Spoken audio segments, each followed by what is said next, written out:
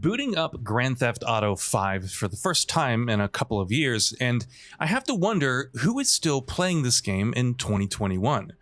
Well, as it happens, a lot of people. A quick check on player statistics and the numbers are as high as they've ever been.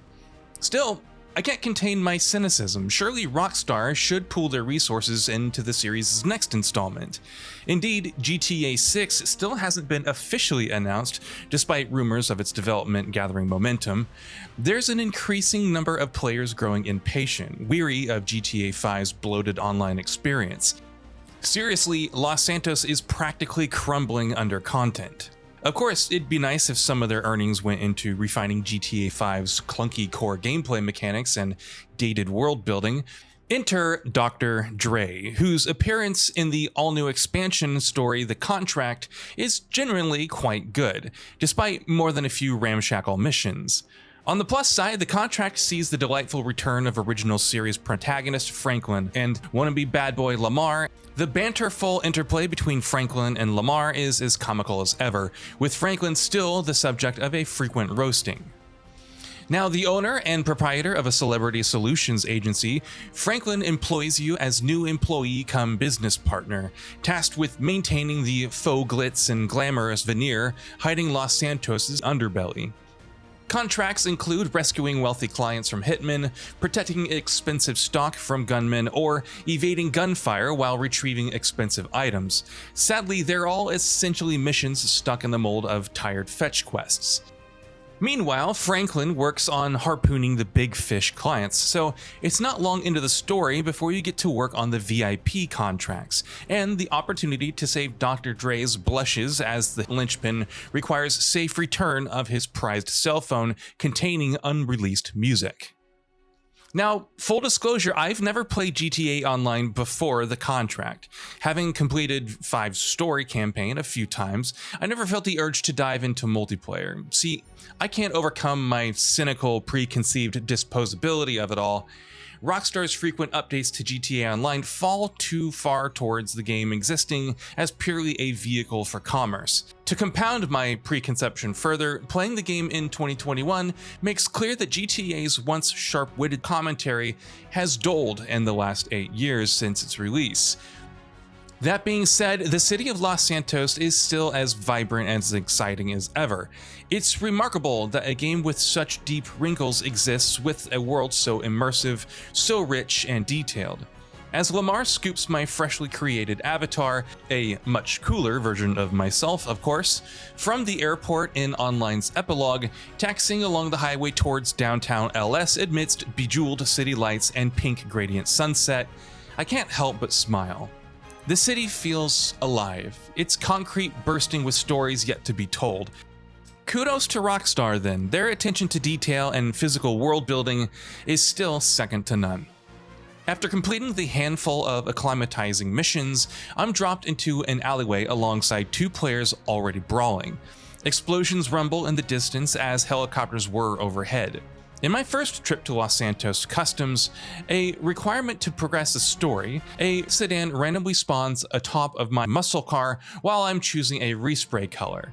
I've no idea what's just happened. No matter, a guy wanders in and grenades my new car anyway.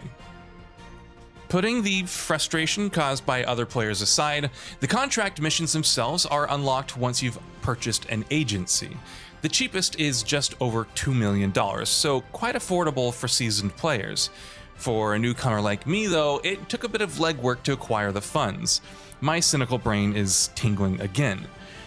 It sadly feels as though Rockstar earns as much as they do with online because its systems are designed to squeeze as much cash out of its players as possible. Everything revolves around money, and everything's so damn expensive. As fun as customizing your avatar is with clothing, tattoos, and hairstyles, $975 for a t-shirt is criminal. If you're not prepared to grind for the cash, then in-game funds are available to purchase with real-world money. It's precisely this pay-to-play tactic which understandably puts a lot of players off. Also, for a game famed for its tangible, breathable environments, I'm left frustrated by Rockstar's stubbornness to evolve beyond linear mission design. Frankly, it feels lackadaisical in 2021.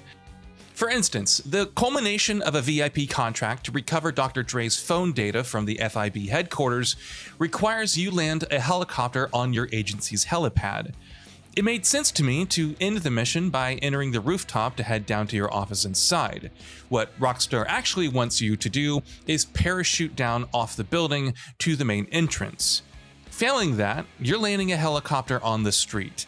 In moments like this, where player choice is eliminated by strict parameters set by the developers, immersion is ruined. The heavy gunplay and clunky driving mechanics with cars akin to handling like a rogue shotgun cart could have used a tune-up too. It's almost torturous completing some of the contract's missions.